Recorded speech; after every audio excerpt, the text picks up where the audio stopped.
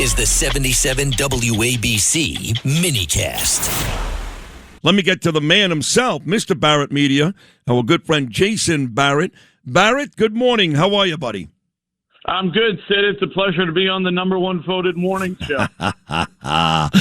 It's a big deal for us. Last year, for example, you came out early and you released that you thought that I was the number one radio host in the country. I'm not even sure there was a category for that, but you did say that. But the radio show finished second to a guy in Los Angeles, Bill Handel.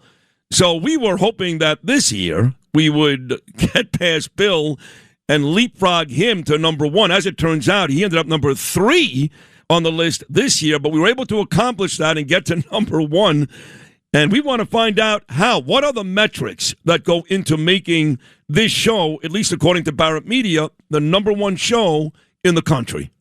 You got it, Sid. I'll try to summarize it real quick. There's about 20 different broadcast groups that have decision makers that take part in this process, 40 people altogether. And so these are people running major operations nationally, locally, across the country. And so they're asked to give their top 20 selections of who they see as the strongest in morning drive. I have no idea when the process starts, how it's going to land. It could have very well come in that you were 15th and you'd be calling me with a different kind of tone to the way the results come out. But fortunately for you, they've had you in pretty strong recognition in the past, being in the top 2. And this year, the vote total went your way. I do think one thing that probably hurt Bill Handel, and I can't speak to the mind of every voter, but you mentioned that he has had pretty strong success before. KFI in Los Angeles last year went through a lot of change. I've seen that so far in some of the early results with middays and afternoons too. And so, look, when your brand is strong, you're consistent, you have a lot of success as you have, it tends to land favorably with those who know the business. I was told that there were about 40 different program directors from around the country, and not even ours, because my guy Kevin Drosch, I guess, was on his honeymoon and never got the paperwork in. I don't know what the excuse was. So I didn't even get my own guy, my own program director, to get me the vote. I guess these were program directors from outside the city, outside the state, and somehow, for some reason, they recognized this show. Maybe people in Chicago, maybe people in Boston or Philadelphia.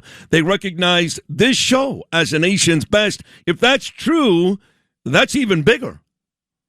Yeah, it is true. I mean, there are a lot of program directors a part of this. There are some corporate executives who oversee entire companies. There are some national network people who take part in some of our national voting. So it's a pretty strong group. And look, I'm fortunate, Sid. They trust me enough to candidly tell me how they feel. I've never taken that for granted. I try to present what they send in the way that they turn it in, whether it's favorable for me or not. I want to make sure that we're showing a snapshot of how the industry sees its best.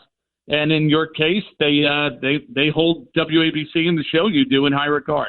Well, you do a tremendous job. For years it was Talkers Magazine, and I'm still very close with Michael Harrison. And, you guys break down into categories, right? Morning news talk, and you do it all, by the way. You do sports, you do music, but for them, they just release a top 100 every year. And it gets a lot of play. And we were very, very proud last year to be number 13 when you consider that only 12 shows beat us. And every single one of those shows, Jason, syndicated. You could appreciate that. Now, look, obviously with the iPhones, I got listeners right now in Judea and Samaria, in Tel Aviv, in Miami. I've got listeners all over the world, all over the country, but we are not syndicated. We're on one radio station. So to come out number 13 on the talkers list is pretty amazing. That's not really the case with your list, because I think you've got a different list that includes people like Sean Hannity, Mark Levin, those types of shows, right? Yeah, and look, there's a number of groups, Sid, who've done, kept the pulse of the industry, if you will, over the years. The one thing I've tried to do with this to make it a little different, I've been in the radio business. I've been a program director for 10 years, and I remember I would see us do well or not well, and it was always from 3 or 4 people at an outlet and how they saw it. when I started this in 2015, I said, well, I'm going to spin it around. I want to know how the industry sees itself. I don't know if that's going to be better or worse, but I want to know how the top decision makers in the industry review things.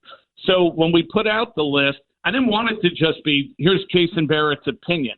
I wanted it to be, hey, guys, you read Barrett Media and you know what's going on in the business because the people who work inside the business, who have a pulse for what's going on, are telling you how they see the business. And so we've just trying to take a little different approach with it. You know, I think that if you pay attention to any list, they're all subjective to some degree.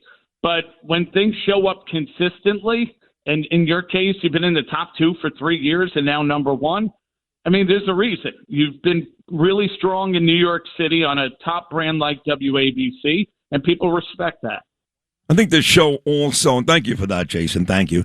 The show also has national appeal. I mean, I did a TV hit Sunday night, and what I said has already been talked about by Jon Stewart and Jimmy Kimmel the last 2 nights. I sat there with Clay Travis, who I believe was also number 1 on one of your lists, I believe, for mid-morning national talk shows, and Clay's a terrific talent. But I don't know how many other local radio hosts can boast, called up on stage by President Trump, East Wing of the White House, appointed by President Trump as part of the Holocaust Memorial Museum Council. This was the first radio show, many have done it since, to go to Israel, do live broadcasts right after the war, literally 2 months after, back in 2023. So this show has been able to reach a bigger audience, and I guess, Jason, to a certain extent, impress people when you consider that in the last couple of years, President Trump's been on this show 8 times, and I've had dinner with Bibi Netanyahu in Israel. Most local radio shows can't boast that. Is that fair to say? No doubt, and I think those things do count. I mean, look, this week alone, you're helping lift Jimmy Kimmel and Jon Stewart's ratings on television. You've got the president coming by, you said 8 times. Yeah. I mean, that's powerful, you know, but people are going to, you know, look at the shows that consistently deliver well in the ratings, deliver well in the revenue, have a big not just local, but a national exposure, which you do. And then on top of it, it's a consistency game. And if those things are there, typically what I see when I go through all the votes that come in, the top shows tend to show up a lot. Like, I'll get a lot of people who debate, how come I'm 17, I should be 15, that kind of stuff. And it's like, look, you know, we could talk about a slot or 2 here or there. If a vote changes on one ballot, it could make a difference. When you get to the top 3, the top 5, it's pretty consistent, and it takes a lot to change that. In this case, you know, you had a pretty strong lead over number 2. And, you know, now you've got to defend it next year. If you fall a 6 next year, I'm probably not going to hear from you, I'm sure. I've already won. Like you said, we're only a month into 2026, and Jon Stewart and Jimmy Kimmel are talking about me. I promise you there's not one other show that has that type of appeal. So I've already won. That's it. Doesn't matter what I do the next 11 months. We've already won. But on a serious note, you know, listen, you really do a great job, and radio is my thing. I'm a radio junkie, always have been, and now that I'm doing this, it's surreal for me. But, you know, you keep hearing about the end of radio. Everybody's doing a podcast. God bless them. That's great. Podcasts are great. A lot of people are very, very successful. And all these other means now of getting content out there. But I disagree. I think radio is still alive and well, and including AM radio. Don't forget, we're an AM show. A lot of the shows that were up against me, FM shows. That's a big difference. We're AM, and we're still kicking ass. What are your thoughts, Jason Barrett, on the future of radio?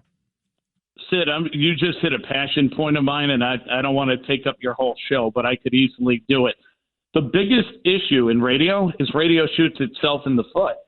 Radio sits there constantly telling the world that, yes, we're in digital, we have all these other things going, rather than leaning into, no, we're proud that we own the radio space. Right now, there are hundreds of thousands of people on the roadway listening to your show. There are plenty more who are streaming it.